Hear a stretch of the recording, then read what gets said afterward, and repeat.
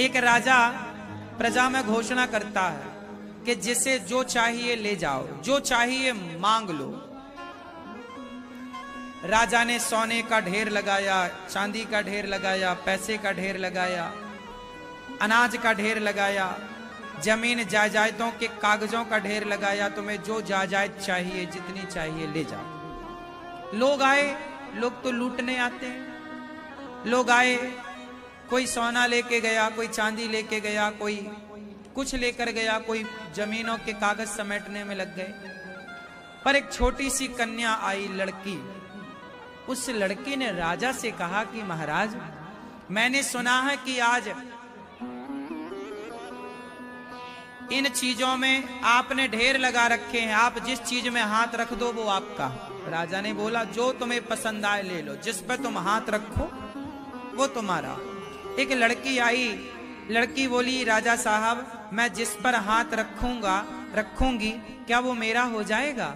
राजा बोले, बेटा सब लोग लूट रहे हैं, ले रहे हैं, तुम्हें जो अच्छा लगे ले जाओ, जाओ। तो लड़की ने किसी पर हाथ ना रखा, राजा के ऊपर हाथ रख दिया। बोले, मेरा कोई पिता नहीं है, क्या आप मेरे पिता बनोगे? मेरी कोई मां नहीं है, मैं अनाथ हूं। और संयोग देखिए कि उस राजा के भी कोई संतान नहीं थी। तो राजा को चुन लिया उस लड़की ने। तो लूटने वालों ने तो थोड़ा बहुत लिया होगा, सीमित लिया होगा, पर लड़की ने तो राजा के धन को नहीं, राजा को ही ले लिया। और जब राजा को लिया तो अब राजा की सारी दौलत लड़की की। हाँ या ना? तो भगवान ने भी ढेर लगा रखा है, बेटी का, बेटे का, दौलत का, पद का, प्रतिष्ठा का। तुम्हें क्या चाहिए? कोई बेटा लूट रहा है, कोई बेटी लूट रही है कि मुझे बेटी मिल जाए, बेटा मिल जाए, दौलत मिल जाए, नाम मिल जाए, इज्जत मिल जाए। ये सब ढेर है।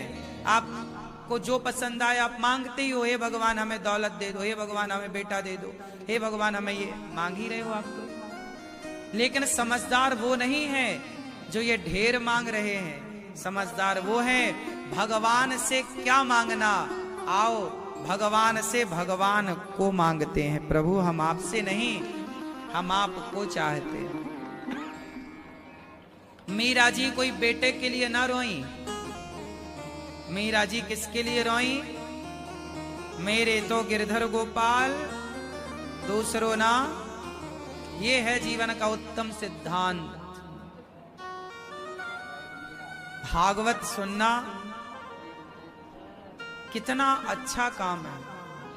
भगवान कभी किसी का कुछ बिगाड़ते नहीं है। मेरी मां किसी का कुछ नहीं बिगाड़ते।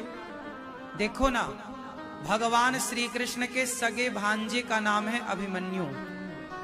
वो अभिमन्यु भी महाभारत में मारे गए। जब सगी बहन का बेटा मारा गया तो क्या भगवान उसे जीवित नहीं कर सकते थे? क्या लौटा नहीं सकते थे अपने बहन को, उसका बेटा? क्यों नहीं लौटाए? गुरु सांदीपनी जी का बेटा मर गया था। कई साल पहले मरे हुए बेटे को भगवान कृष्ण ने जिंदा करके लौटाया था कि ये रहा तुम्हारा बेटा, गुरु जी का। जब गुरु जी का बेटा आपने लौटाया, कंस ने जितने देवकी के बच्चों को मारा था, उन सारे देवकी के बच्चों को माता देवकी के कहने पर भगवान ने वापस किया था। पता है आपको? माता देवकी के मरे हुए बच्चे लौटा कर दिए थे भगवान कृष्ण ने। माता तुम मांग रही हो तो मां का वचन ना तोड़ूंगा, ये ले लो। मरे बच्चों को जिंदा किया। भगवान कृष्ण भगवान है ना। कर तुम अन्यथा कर तुम सर्व सामर्थ्य। भगवान क्या नहीं कर सकते? तो भगवान ने भी मरे हुए बच्चों को, गुरु जी के और माता देवकी के बच्चों को लौटाया। जब दो लोगों के बच्चों को लौटा चुके हैं तो फिर बहन का बेटा मरा तो क्यों नहीं लौटाए? अब ये सवाल आपसे है, उत्तर दो। जब गुरु जी का बेटा लौटाया, मां का बेटा देवकी मां के 6 पुत्रों को लौटाए जो 6 कंस ने मार दिए थे, तो फिर बहन का बेटा क्यों नहीं दिया? भगवान बोले कि उस जगह मां की आज्ञा थी, उस जगह गुरु माता की आज्ञा थी, लेकिन ये संसार का नाम मृत्यु लोक है। सुभद्रा, सुभद्रा बहन देखो, अभिमन्यु की आयु इतनी ही थी, वो इतने के लिए ही आए थे, इतना काम करने के लिए ही आए थे। ये मृत्यु लोक है, इसमें ईश्वर की मर्जी से रहना चाहिए। भगवान, अब आप कहोगे कि जब भगवान ने सबके पुत्र बचाए तो सुभद्रा का क्यों नहीं? सुनो, आप ये सोचो कि हम ना जाने कब मर जाने वाले थे। कई बार आप लोगों का एक्सीडेंट होते होते आप मरते मरते बचे। मैं एक बार छत से गिर गया था, 20 फीट ऊपर से गिर गया, 20 फीट ऊपर से गिरा था, मर ही जाता। आप भी कई बार मरते मरते बचे होंगे। तो सवाल ये है कि जब आप मरते मरते बचे तो मर ही क्यों नहीं गए, बच क्यों गए?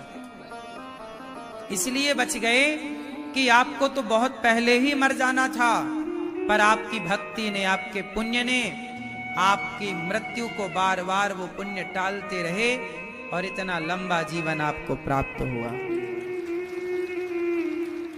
जो बेटा 25 साल बाद गया, वो जन्म लेते भी तो जा सकता था, जन्म लिया और चला जाता।